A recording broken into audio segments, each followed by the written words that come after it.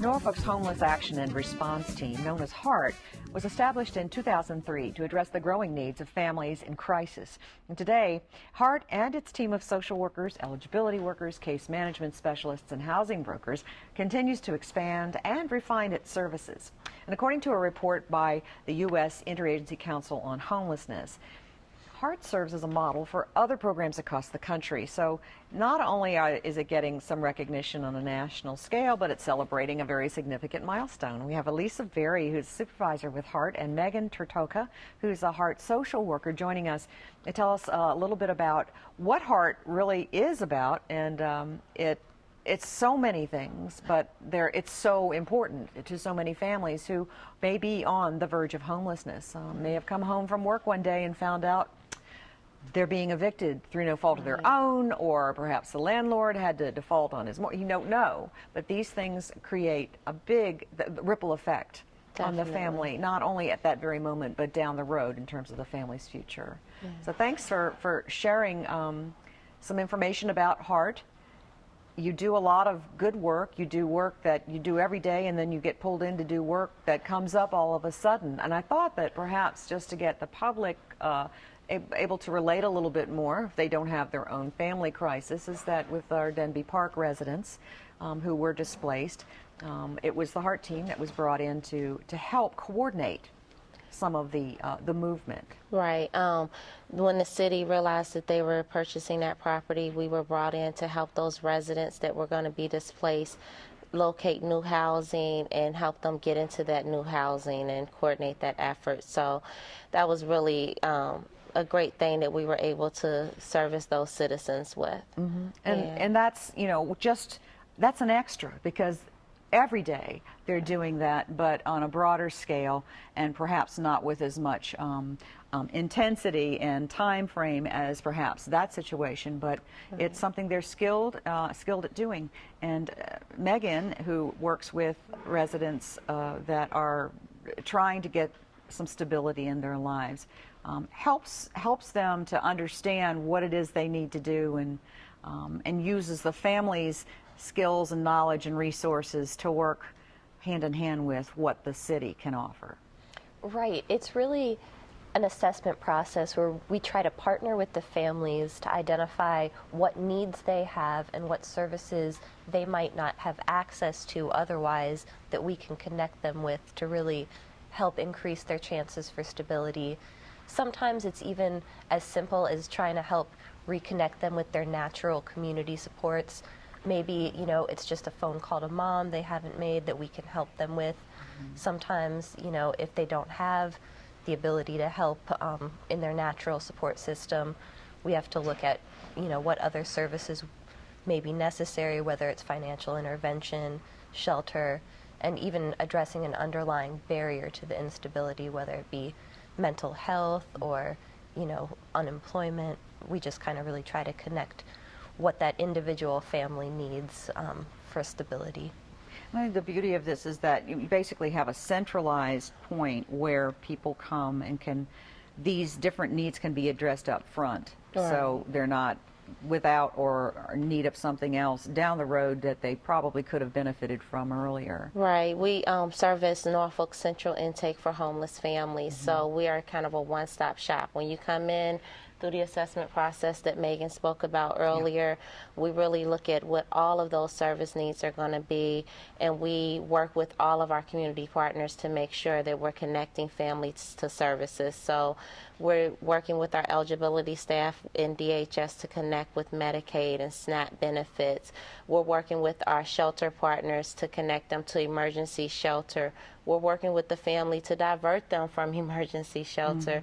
And we're also providing financial interventions when necessary to stop a eviction, to work with the landlord, to work with the family. So we definitely look at everything that is needed for that family to really alleviate that housing crisis and to avoid homelessness at all costs. And we also work with Norfolk Public Schools to keep them in school, to make sure that their transportation is set up. So we do all those things when they come in for services at Heart. Okay. So keeping their world as stable as possible when things are going awry. Right. And helping them to get back on their feet, and perhaps permanently, or having a place that they can call home that isn't going to change, Right. At least frequently. So the children and the family can get on with their lives and not be living in crisis all To be the as time. stable as possible. Yeah. Yes. And I know that's hard work for your workers, but can be satisfying when people do finally get set free and can actually move on.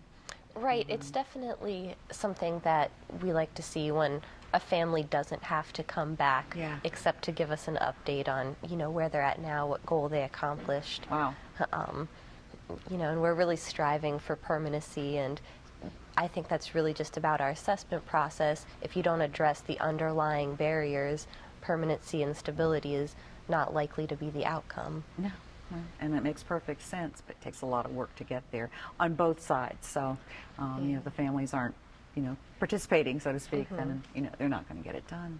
The 10-year anniversary for Heart's quite an accomplishment, too. I couldn't believe it when I thought, my gosh, it's been 10 years, and it's, a lot has grown and changed and happened during that time. We've definitely grown and changed a lot in the past 10 years. Yeah. We've come a long way, and so it's wonderful to see the changes that the unit have gone through, and to see where we're at today, and to see how many families we've been able to help. We see about 1,500 families a year. We're able to help about 450 of those families financially, but we're also able to help another 100 or so just through case management and really some intensive processes that Megan had talked about with connecting with families and making sure that they have some more of that stability. So we help get into shelters. So it's been nice to be able to see the unit grow, to see the services to grow, and to know that we're here for homeless families in Norfolk over the past 10 years, that we're offering a service that many other cities may not offer through their human services, that we've taken that on as a human service need and an essential service in Norfolk. So one that is in much demand, and Yes. we do know that it is. And because of the work that has been done, it's been this program has been cited and serves as a model for others, and has been recognized nationally. Right, through the U.S. Interagency Council on Homelessness as a best practice model for other cities to look at how they work with homeless families and prevent homelessness in their community. So we believe that the work we're doing definitely is good work, and that it's being recognized as good work. So we're excited about that, and we're going to go out and celebrate soon. Well, no, I think it's wonderful, 10 years. Well, I know along with the things you accomplish, there are always challenges with funding, because those sources of funding change and shift over time. We've had a lot of funding changes over the years, and we've struggled a lot just to maintain the funding streams and to make sure that we are able to provide assistance and keep this team together. So our city is really committed to it, which really makes it wonderful. Our mayor is really committed to it. So I think those things work in our favor as to making sure that we keep funding available for this program to run. Okay. And in looking at the report that was online, they mentioned, you had mentioned too, that it mentioned a 24-hour hotline, and funding has affected some of that too, but it doesn't seem to be affecting the effectiveness of what it is you do.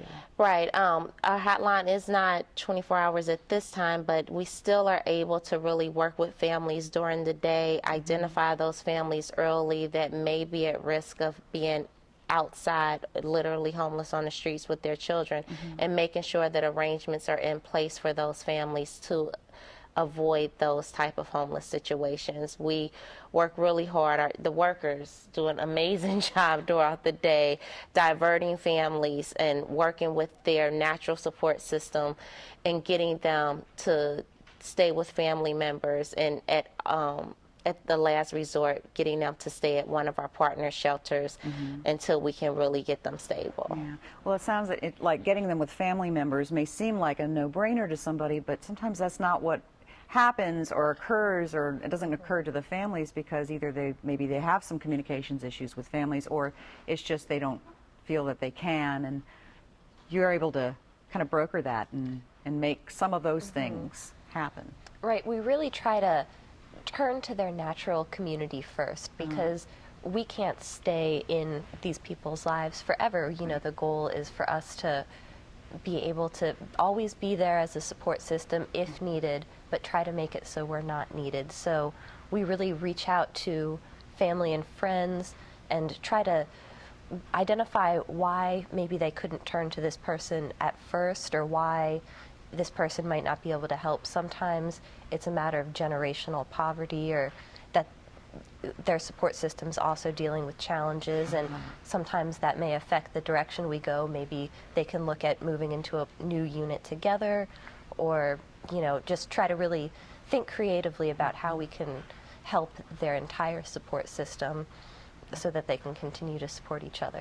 Okay. Well, creativity, I think, is probably the key word here. I mean, taking what you have and using it in ways that nobody thought of before, whether that's the family or it's the team of eligibility and social workers and the case management specialists. But what you do, I know, is remarkable, and it means a world of difference to those families that come in looking for help. So you give them some hope, and that's wonderful. Yeah. Thanks for sharing. Thanks for having us. The nuts and bolts of the HEART team, which is much more complex than they even let on, but they get it done, and they've done a wonderful job. So thank you. Thank you. Thank you. And thanks so much for joining us. We'll see you again next time. Bye.